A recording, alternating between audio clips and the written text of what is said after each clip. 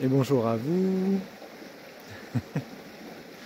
Je vous retrouve aujourd'hui dans un environnement plus naturel, on va dire. C'est intéressant, je viens juste de revenir dans le corps, de faire une petite méditation de quelques minutes, 2-3 minutes, on remet l'énergie dans le corps, on arrête d'être dans la tête et on revient. Et le sujet que j'avais envie d'aborder aujourd'hui sur cette vidéo, c'était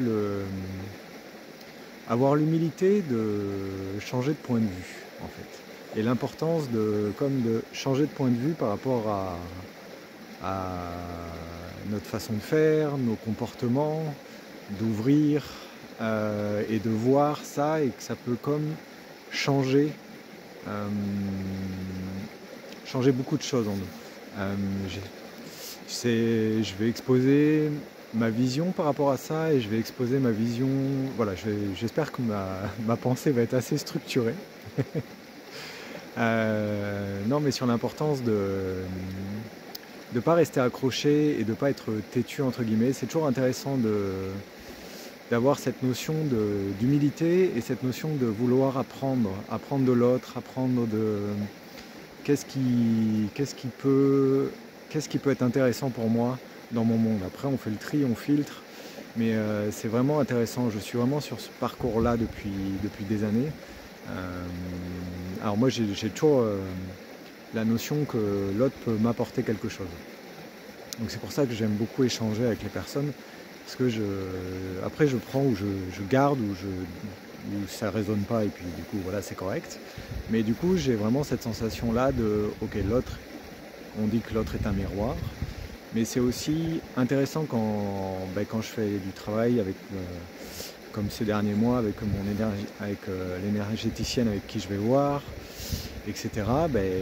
Elle m'ouvre des nouvelles perspectives et tout ça, c'est tout seul. Moi, j'y arriverai pas en fait. Donc c'est vraiment intéressant d'avoir son point de vue.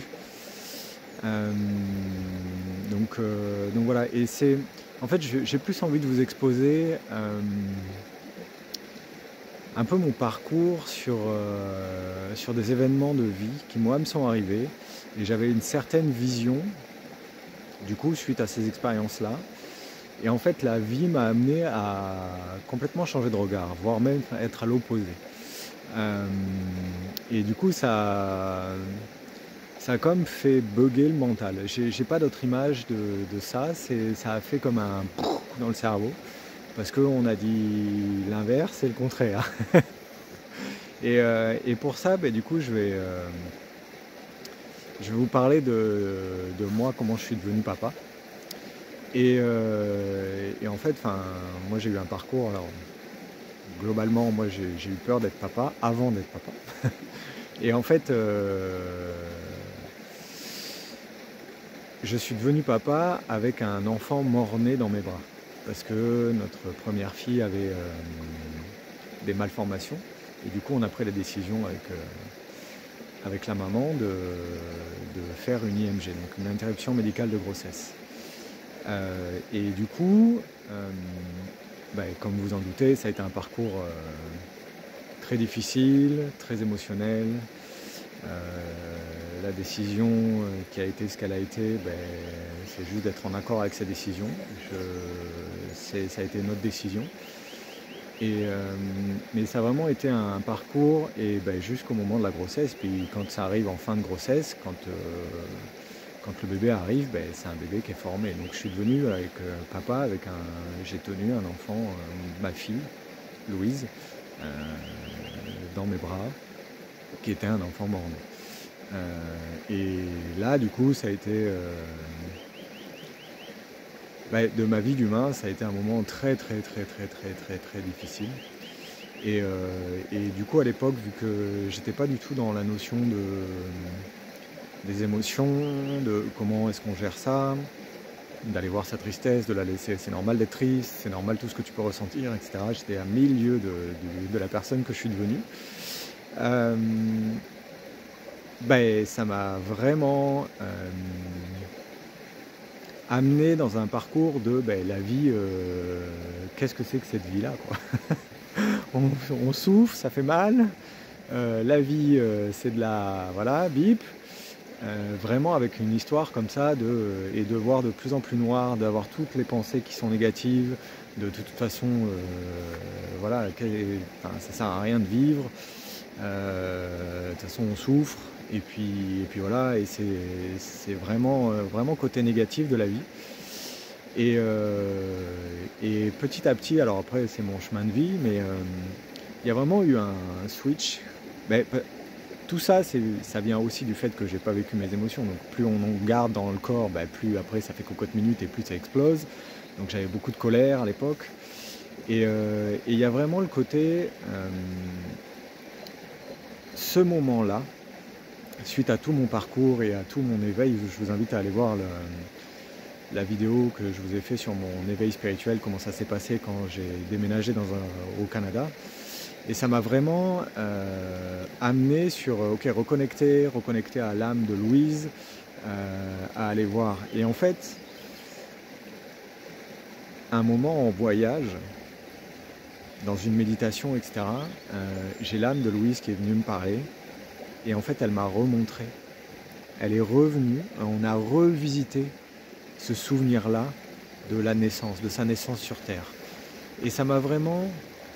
Et elle m'a montré à ce moment-là, comme sur un autre plan, au niveau des âmes, que c'était un moment exceptionnel. Il y a quelque chose qui est tombé. Vraiment un moment exceptionnel. Et avec une telle dose d'amour que c'est comme juste à ressentir. Et ça m'a vraiment fait ça a vraiment fait sauter le cerveau, parce que je me suis dit, ok, ma vie d'humain, c'est le pire moment de ma vie d'humain. Et en fait, au niveau âme, c'est un super moment qui est comme on me dit une ouverture de conscience, une ouverture un lâcher prise, un autre regard. Et cet autre regard-là, il n'est pas simple à faire, mais je trouve que ça peut changer beaucoup de choses dans notre perception du monde, dans la perception qu'on peut avoir de notre monde, de comment est-ce qu'on agit. Et je vous parlais au début de l'humilité, ok, je prends le message. Et donc c'est vraiment intéressant. Et vraiment intéressant de savoir, ok, pourquoi est-ce qu'on agit comme ça, de cette façon-là, et ok, qu'est-ce que ça veut dire sur moi? Comment est-ce qu'on équilibre ça? Je suis beaucoup en ce moment sur l'équilibre. Ok, comment on recherche l'équilibre en soi? Et d'ailleurs, j'ai eu une très belle discussion avec une personne j'ai beaucoup été dans les extrêmes. C'est tout blanc ou tout noir. Et cette personne-là me disait, oui, mais moi aussi je suis extrême, mais en fait ça me permet de tester les deux, et après derrière de trouver mon équilibre. Moi je testais les deux, mais j'avais pas encore la notion de, ok, comment est-ce qu'on trouve l'équilibre? Donc je trouve ça très intéressant d'avoir les plusieurs versions. Ça rattache au début, de ce qu'on peut apprendre de l'autre, ok, c'est quoi ta vision par rapport à ça, comment est ton monde en fait, et ça vient comme changer ce regard là, c'est comme si on vient compléter. J'ai une formation très scientifique à la base, et quand on se pose pour résoudre des problèmes, on nous expliquait en cours qu'en fait d'avoir des différentes personnes, c'est toujours intéressant parce que chacun a sa vision, et c'est comme un caillou qui est posé et chacun le regarde d'une certaine perspective en fait. Et du coup ça peut être toujours intéressant d'avoir plus ta perspective, plus tu peux comme cerner. Alors le problème, on n'est pas un problème en soi, mais c'est comme cerner ce qui est, comment on fonctionne. Et après c'est se choisir là-dedans, ok, vers où je veux tendre. Donc c'est vraiment intéressant ce côté-là de changer de perspective et de ne pas rester accroché. Il y a vraiment, on le sent des fois physiquement. J'ai fait un gros travail, moi j'ai eu du psoriasis et de l'eczéma, notamment suite à la perte de Louise. J'avais aussi perdu mon cousin quelques années avant.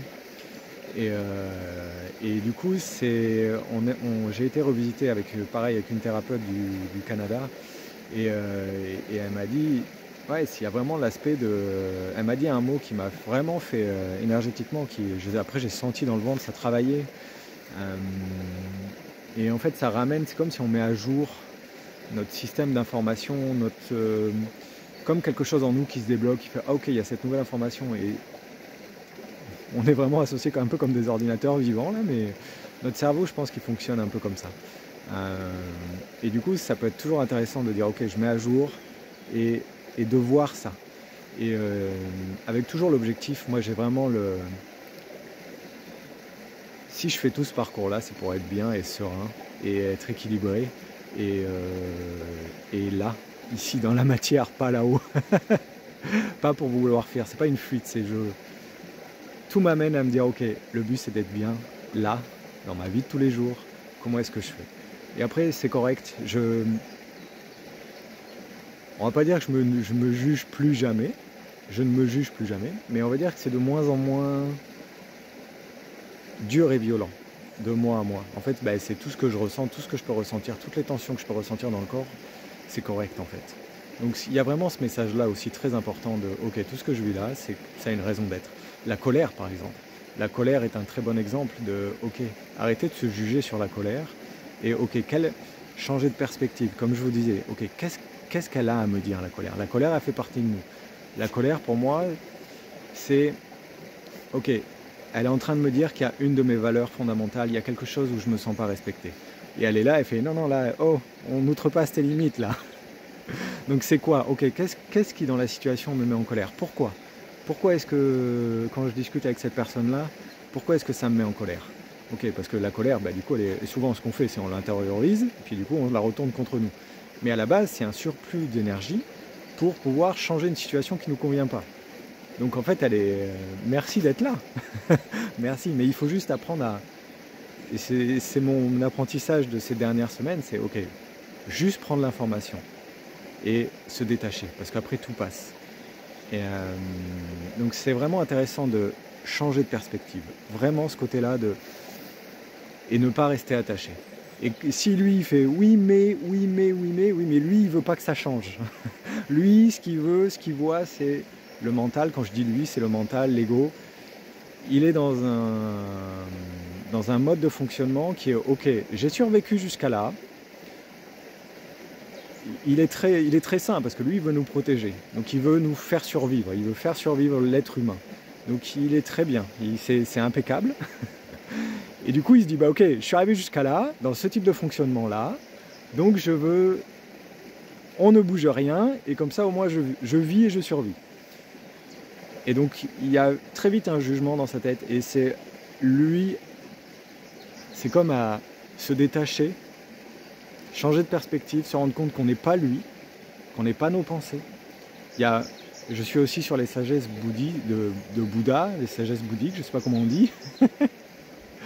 et j'ai beaucoup cette phrase qui me revient de la personne qui nous enseigne ça, c'est vous êtes le ciel bleu.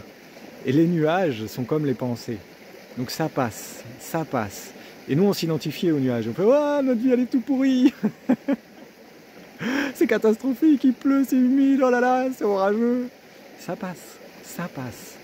Et il y a vraiment aussi cette notion-là à aborder. Donc oui, ce que je vous disais par rapport au mental, c'est aussi de changer de perspective. Ok, notre mental, il est là pour nous protéger, mais on s'identifie à lui. On s'identifie énormément à lui. Et changer ce regard-là. Et quand on change, il va vouloir revenir parce que bah oui, lui c'est son mode de fonctionnement et il considère que ça c'est safe. Donc il faut aussi s'apporter de l'amour dans ok là c'est nouveau, je sais que c'est nouveau, mais t'inquiète pas, on va y aller pas à pas et ça va être correct et tu vas voir ça va être génial aussi. Voilà mon message pour aujourd'hui, j'espère que c'est pas parti trop dans tous les sens. Je vous remercie de votre écoute. Si vous avez des commentaires, des questions, je serai ravi de vous lire. Si vous avez aimé la vidéo, je vous en prie. Voilà, mettez un pouce bleu, partagez-la. Un pouce bleu, je ne sais même pas si c'est un pouce bleu. Voilà, mais je vous remercie de votre écoute et je vous dis à très vite.